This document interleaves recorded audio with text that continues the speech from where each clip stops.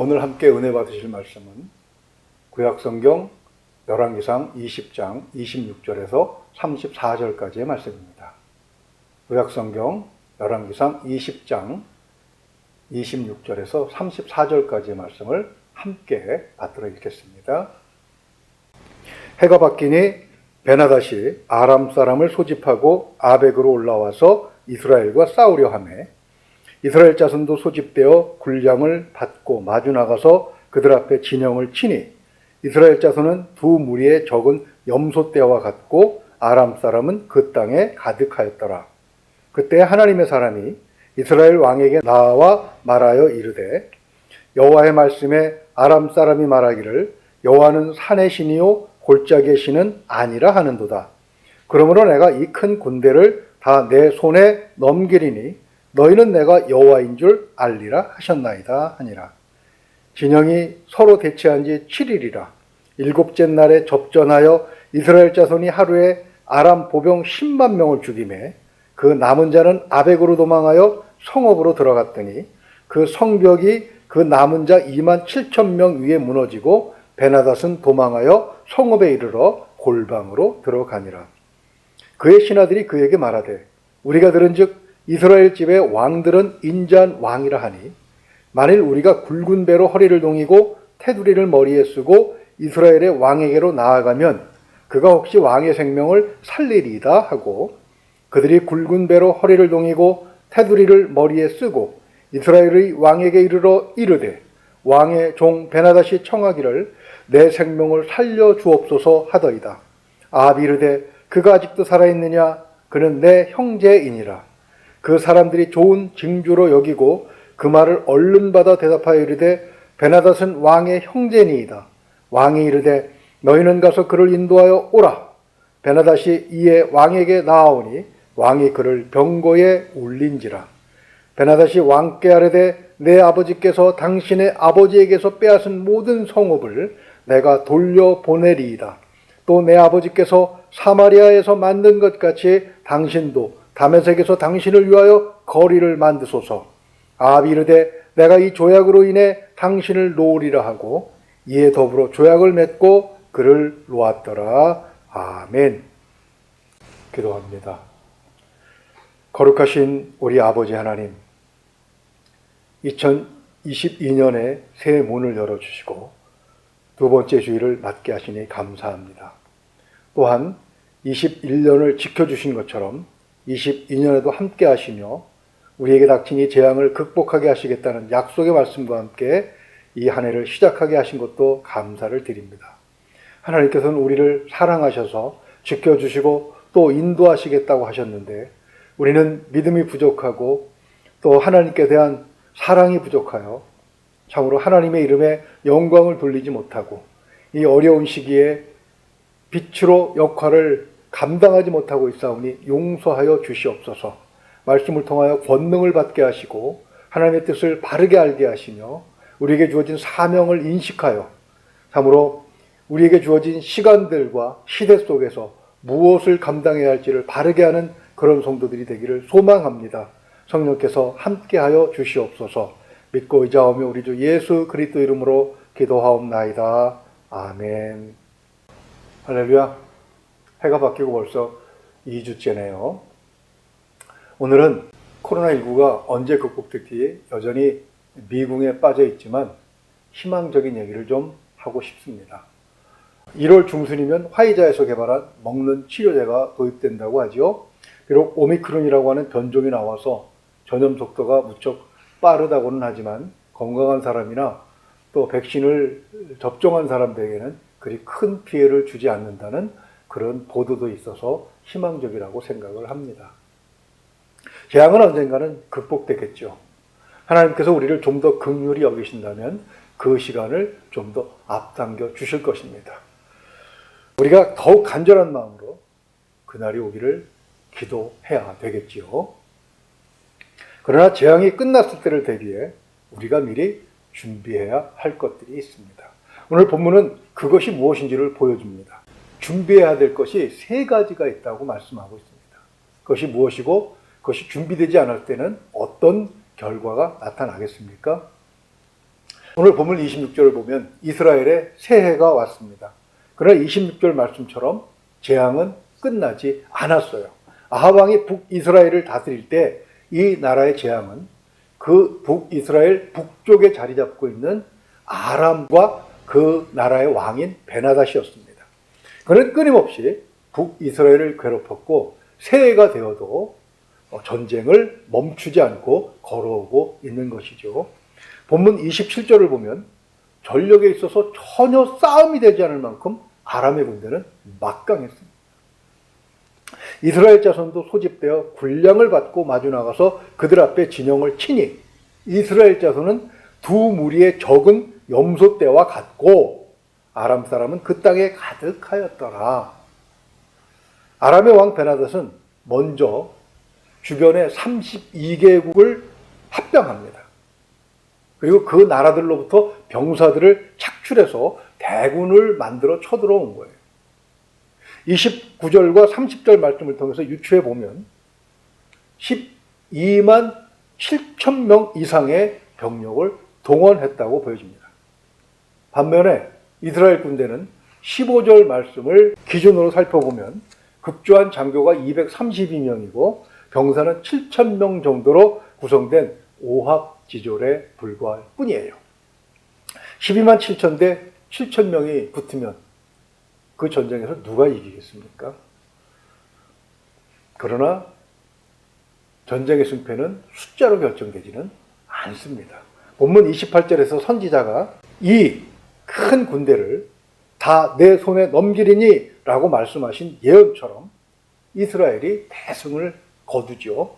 우리가 지금 싸우고 있는 코로나19와의 전쟁도 이렇게 극복해낼 수 있기를 간절히 기대해 봅니다. 전쟁이 끝나면 패배와 남은 전쟁에 책임을 지고 죽어야 하지요. 아람 왕 베나닷은 처형을 당해서 죽어야 하는 것입니다. 그 이유를 본문은 두 가지로 제시하고 있습니다. 첫째는 그는 북이스라엘이라는 나라를 공격한 것이지만 그 배경에 있는 하나님을 무시한 것입니다. 23절을 볼까요? 아람 왕의 신하들이 왕께 아뢰되 그들의 신은 산의 신이므로 그들이 우리보다 강하였거니와 우리가 만일 평지에서 그들과 싸우면 반드시 그들보다 강할지라. 그들은 하나님을 지역의 신으로 만들어 버린 것입니다. 비록 신하들의 건의를 받아들인 것이긴 하지만 결정은 그가 했기 때문에 책임도 그가 져야 하는 것이죠. 그가 죽어야 할 또 하나의 이유는 그가 이렇게 두 번의 전쟁을 통해서 죽어간 안타까운 생명들에 대한 책임도 져야 한다는 것입니다.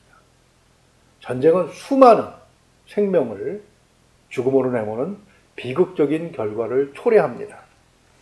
그는 두 번씩이나 자신의 무지로 인해서 이스라엘 백성들 뿐만 아니라 자국의 백성들까지 죽음으로 내모는 그런 죄를 저지른 것입니다. 북한의 김정을 한번 보십시오. 그는 자국민들이 굶주려 죽어가는 것 따위는 관심이 없는 것 같아요. 그는 오직 자신의 혈족과 충성하는 몇몇 가문이 호화호식하기 위해서 그리고 자존심을 세우기 위해서 미사일과 핵폭탄 개발에만 신경을 쓰고 있지 않습니까? 이런 지도자는 그 나라와 국민을 위해서도 차라리 없는 게 나은 것이죠. 그런데 놀랍게도 아합 왕은 재앙의 근원인 베나닷을 살려주고 있어요. 32절 하반절을 보면 그는 내 형제이니라 라고까지 말하면서 친밀함을 보이고 있고요. 33절 하반절을 보면 자기 병거에 적장을 태우고 있습니다. 베나닷이 죽인 이스라엘 백성들이 얼마나 많습니까? 그런데 그를 왜 자기 수레에 태우는 것이겠습니까? 재앙을 극복했다는 기쁨에 적절한 대처를 하지 않으면 재앙은 결코 한 번으로 끝나지 않습니다. 홍수가 끝나면 콜레라와 같은 수인성 전염병이 창궐해서 홍수 때보다도 더 많은 생명을 앗아가지 않았습니까? 흉년이 끝나면 굶주림으로 인해서 면역력이 약해져요. 아주 작은 병에도 치명적인 결과를 낳게 됩니다. 아합 왕의 어리석은 행동으로 인해서 풀려난 베나닷은 3년 동안 절치부심 국력을 회복합니다. 그리고 세 번째 전쟁을 일으켜요. 그 전쟁에서 아합 왕은 전쟁 중에 죽임을 당하고 맙니다. 도대체 아합이 그에게 친절을 넘어선 이런 도가 넘는 호의를 베푼 이유가 무엇이겠습니까? 그것은 승리 후에 무엇을 해야 하고 무엇을 하지 말아야 하는지에 대한 준비가 부족했기 때문이라고 할 수 있죠. 선지자가 28절에서 무엇이라고 했습니까? 그때 하나님의 사람이 이스라엘 왕에게 나와 말하여 이르되 여호와의 말씀에 아람 사람이 말하기를 여호와는 산의 신이요 골짜기의 신은 아니라 하는도다. 그러므로 내가 이 큰 군대를 다 네 손에 넘기리니 너희는 내가 여호와인 줄 알리라 하셨나이다 하니라. 아멘. 하나님께서 승리하게 해주신다고 약속하셨잖아요. 그러면 승리 후에 어떻게 대처해야 할지에 대한 준비를 하고 있어야 되는데 그가 준비하지 않은 이유가 무엇이겠습니까? 그는 하나님의 사람, 선지자의 말을 믿지 않은 것입니다. 단지 자신의 군대와는 비교도 할 수 없는 어마어마한 숫자의 군대 앞에서 주눅이 들어 두려움 속에서 뒤를 생각할 겨를을 갖지 못한 것이죠. 자, 그럼 무엇을 준비해야 되겠습니까? 첫째는 하나님 앞에서 겸손을 준비해야 됩니다. 경제학에는 기만적 우월감이라는 용어가 있습니다. 자기 자신이 상대방이나 주변 인물보다 어떤 면에서 우월하다고 착각하는 것이죠. 이러한 착각은 자신을 과신하는 잘못을 범하게 됩니다. 회복불능의 손실을 가져오는 원인이 바로 그것이지요. 베나닷의 신하들은 31절을 보면 전쟁을 치밀하게 준비했음을 알 수 있습니다. 그의 신하들이 그에게 말하되 우리가 들은즉 이스라엘의 집의 왕들은 인자한 왕이라 하니 만일 우리가 굵은 배로 허리를 동이고 테두리를 머리에 쓰고 이스라엘 왕에게로 나아가면 그가 혹시 왕의 생명을 살리리이다 하고 그들은 이스라엘의 왕의 성품과 심리를 비교적 정확하게 파악하고 있어요. 전쟁을 일으키기 전에 정탐꾼을 들여보내서 이미 주도 면밀하게 활용을 해왔다는 그런 뜻입니다. 이스라엘 집의 왕들은 인자한 왕이라 라고 번역을 하고 있지만 문맥을 보게 되면 감정적으로 우쭐하기를 좋아하고 자신을 과시하는 경향이 있다. 그런 뜻으로 봐야 되겠죠. 이러한 성향의 권력자는 아합의 한없이 약한 특징을 가지고 있습니다. 아합의 이런 성품을 정확하게 파악한 베나닷과 그의 신하들은 이 정보를 바탕으로 자신들을 최대한 낮추어 불쌍한 존재로 표현하고 있는 것이죠. 이것은 동정심을 유발하고자 하는 행동이기도 하지만 아합의 우월감을 자극하고자 하는 그런 노력인 것입니다. 아합이 이 승리에 얼마나 우쭐했겠습니까? 자기의 군대는 겨우 두 무리의 작은 염소 떼만 했습니다. 12만 7천 명의 대군을 물리친 거예요. 그리고 그 대군의 왕과 신하들이 지금 자기 앞에 무릎을 꿇고 있습니다. 누구든 우월감으로 가슴이 벅차 오를 수 있는 상황이지요. 아합의 우월감이 최고적으로 드러나는 것이 바로 33절 하반절에 있습니다. 자기 병거에 적장인 베나닷을 태웠다는 것. 그렇게 하는 이유는 백성들에게 내가 적군을 물리치고 적장을 사로잡았다라는 것을 과시하려는 것입니다. 그러나 자신을 이렇듯 과신한 대가는 치명적이에요. 앞에서 말씀드린 것처럼 제3차 대전이 일어나게 되는데 아람 왕은 자신이 받았던 모멸감이 얼마나 컸던지 자신의 지휘관들에게 이렇게 명령합니다. 오직 아합 왕에게 집중하여 싸우라. 그를 기필코 죽이라는 뜻이겠죠. 그 이유는 아람 왕은 3년 동안 이를 갈았습니다. 드디어 기회가 왔을 때 그는 그 분을 풀고 있는 거죠. 아합은 자신을 과신하여 기만적인 우월감에 사로잡혀서 원수를 살려주었는데 원수는 오히려 분노를 가슴에 간직한 채 복수의 때를 노려왔던 거지요. 그리고 기회가 오자마자 온 힘을 다해서 안갚음을 하려 하고 있는 것입니다. 본문에서 보여주는 아합의 어리석음은 결국 자신을 죽음으로 몰아갔어요. 성도는 어떤 이유로든 남보다 우월감을 느낄 때 바로 조심해야 되는 것입니다. 그것은 곧 자신의 죽음은 아니더라도 큰 손해를 보도록 몰아넣을 수 있는 치명적인 실수의 원인이 될 수 있기 때문입니다.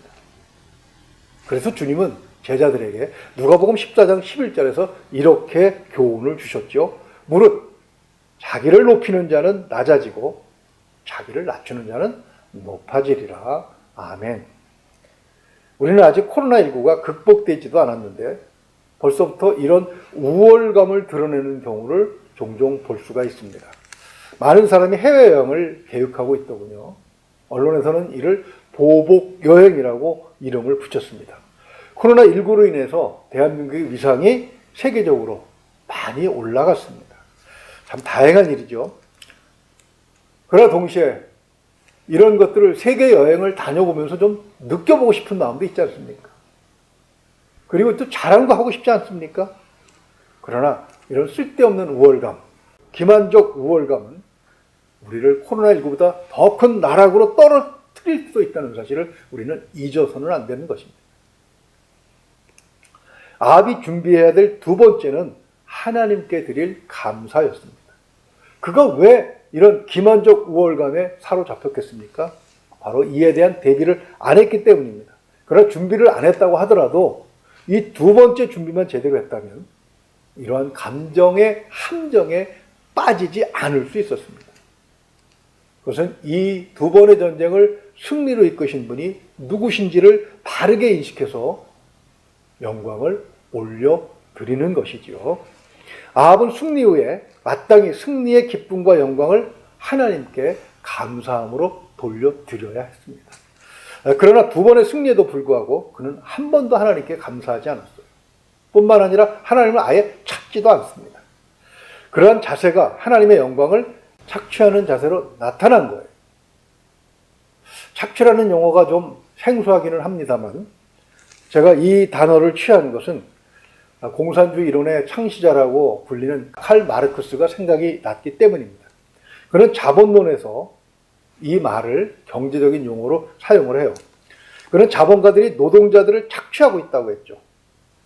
그러나 정당한 임금을 주고 있다는 비판을 의식해서 그는 노동의 가치라는 개념을 내세웁니다.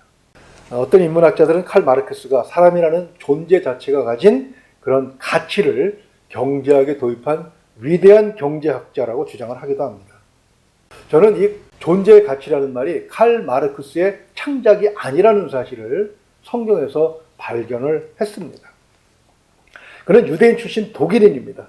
즉 그는 디모데처럼 어려서부터 성경을 알았을 거예요. 성경의 교훈 가운데 가장 큰 것이 무엇입니까? 하나님이 창조하신 피조물 가운데 가장 고귀한 것이 바로 사람이라는 그것을 아는 것, 그것이 교훈 아닙니까? 주님은 마가복음 12장 29절에서 31절 말씀에서 율법을 이렇게 간단하게 정리하셨어요. 예수께서 대답하시되 첫째는 이것이니 이스라엘아 들으라. 주 곧 우리 하나님은 유일한 주시라. 내 마음을 다하고 목숨을 다하고 뜻을 다하고 힘을 다하여 주 너의 하나님을 사랑하라 하신 것이요. 둘째는 이것이니 내 이웃을 내 자신과 같이 사랑하라 하신 것이라. 이보다 더 큰 계명이 없느니라. 아멘. 그러나 칼 마르크스는 디모데처럼 성경에서 구원에 이르는 지혜를 발견하지는 못해요. 마르크스는 인생의 목표를 하나님의 영광을 끌어내리고 자본주의를 파괴하는 것이라고 했습니다. 그는 하나님으로부터 지식의 달란트를 받은 유대인이지만 아합이 선지자들을 죽인 것처럼 하나님의 영광을 착취한 자였던 것이죠. 그는 하나님의 영광을 끌어내리지도 못했지만 자신의 이론으로 오히려 레닌과 스탈린 같은 괴물들을 만들어냈습니다. 자신의 주장으로 노동자의 가치를 높이고자 했지만 도리어 사람의 생명을 벌레보다도 하찮게 여기는 공산당을 만들어낸 것입니다. 요즘 중국에서 장진호라는 영화가 대히트를 치는 중이죠. 그러나 내용은 새빨간 거짓말입니다.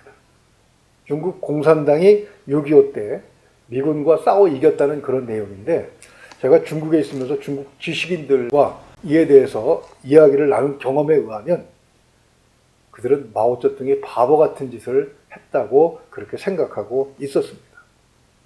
아무 준비도 없이 130만 명을 압록강 건너게 하고 부상자만 100만 명, 사망자는 30만 명이 넘는 어마어마한 그런 손해를 봤다는 것입니다. 칼 마르크스는 자기가 마오쩌둥이나 김일성 같은 괴물을 만들어내리라고는 상상도 하지 못했을 것입니다. 감사를 모르는 아합 왕이 하나님의 영광을 착취하고 스스로 멸망의 나락으로 굴러 떨어진 것은 당연한 일이라고 할 수 있을 것입니다. 세 번째 아합이 준비해야 했던 것은 하나님의 뜻을 파악할 수 있는 분별력입니다. 그는 승리에 도취되어서 작은 것을 얻고자 큰 것을 잃어버리는 어리석음을 범하게 돼요. 베나닷은 생명의 구원함을 받고 34절에서 아합에게 몇 가지 제안을 하지요. 베나닷이 왕께 아뢰되 내 아버지께서 당신의 아버지에게서 빼앗은 모든 성읍을 내가 돌려보내리이다. 또 내 아버지께서 사마리아에서 만든 것 같이 당신도 다메섹에서 당신을 위하여 거리를 만드소서. 아합이 이르되 내가 이 조약으로 인해 당신을 놓으리라 하고 이에 더불어 조약을 맺고 그를 놓았더라.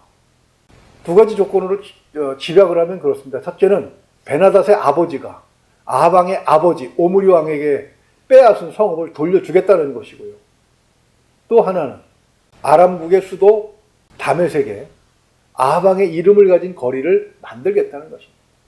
여기에 아합은 우쭐해져서 흔쾌히 베나닷과 그의 신하들을 풀어주고 만 것입니다. 만약에 아합이 하나님의 뜻을 깨닫고 벤하닷과 그의 신하들을 다 진멸했다면 어떤 결과가 왔겠습니까? 아람이라고 하는 나라를 직접 다스려야 되는 번거로움이 있었고 당장 받는 조공은 없었겠지만, 그러나 더 많은 것을 얻을 수 있는 그런 기회를 스스로 차버린 것이고요. 그리고 그들이 힘을 길러서 3차 대전을 일으키게 한 그런 어리석은 짓을 한 것이지요. 우리는 이런 것을 소탐대실이라고 말합니다. 결국 3차 대전에서 자신은 전사하고 열왕기하 1장 1절을 보면 이스라엘이 약화된 틈을 타서 식민지였던 모압이 독립을 해버려요. 아람은 이스라엘의 가장 큰 위협으로 남게 됩니다. 열왕기상 22장 1절을 보게 되면 불과 3년 뒤에 일어난 일이에요. 우리는 본문에서 성도가 하나님의 뜻을 살피는 일이 왜 중요한 것인가 하는 것을 파악을 했습니다. 우리의 눈으로는 당장의 이익에 사로잡혀 잠시 뒤에 오는 더 큰 이익을 놓칠 수도 있기 때문이죠. 한 치 앞을 볼 수 없는 우리의 시각으로는 지금의 번거로움이 영원한 평강을 보장할 수 있다는 사실을 볼 수 없는 것입니다. 코로나19는 생각보다 빠르게 극복될 수 있을 것입니다. 저는 그렇게 믿습니다. 물론 완전한 극복은 어렵겠죠. 그럼에도 불구하고 아무런 마음의 준비 없이 그때를 맞이하게 되면 재앙을 이겨낸 스스로를 대견하게 생각하며 자만에 빠질 수 있습니다. 견디게 하신 하나님께 대한 감사를 잊을 수도 있습니다. 눈앞에 이익을 쫓아서 큰 것을 놓치는 우를 범할 수도 있는 것이지요. 겸손한 생각만이 기만적 우월감의 함정에 빠지는 것을 막을 수 있습니다. 감사를 훈련하는 것만이 하나님께서 우리에게 허락하신 위대한 가치들을 발견할 수 있게 하는 것입니다. 하나님의 생각에 우리보다 높음을 인정하는 것만이 기도할 수 있게 하고, 기도하는 자만이 하나님의 뜻 가운데 있는 영원한 축복의 길을 발견할 수 있는 것이죠. 우리가 어떻게 매사에 겸손할 수 있겠습니까? 우리가 어떻게 모든 일에 감사할 수 있겠습니까? 우리가 어떻게 항상 하나님의 뜻을 분별하며 살아갈 수 있겠습니까? 우리는 할 수 없지만 성령님께서 이끌어 주시면 할 수 있습니다. 성령님은 우리 안에 계십니다. 기도로, 말씀으로 성령님과 좀 더 친밀한 교제 가운데서 승리한 그때를 준비할 수 있는, 그래서 하나님께서 예비하신 더 큰 것을 누릴 수 있는 그런 저와 여러분 될 수 있기를 주님의 이름으로 축원을 드립니다. 기도합니다. 사랑과 은혜가 풍성한 우리 아버지 하나님, 말씀을 통해서 알게 하신 것이 우리 삶에 나타나기를 소망합니다. 성령 하나님께서 우리를 인도하여 주시옵소서. 겸손하게 하시고 감사를 알게 하시고 하나님의 뜻을 분별하는 성도가 되게 하여 주시옵소서. 하나님께서 필요하신 때에 그리스도의 빛으로 세상에 어둠을 밝히는 귀한 성도가 되게 하여 주시옵소서. 믿고 의지하며 우리 주 예수 그리스도 이름으로 기도하옵나이다. 아멘.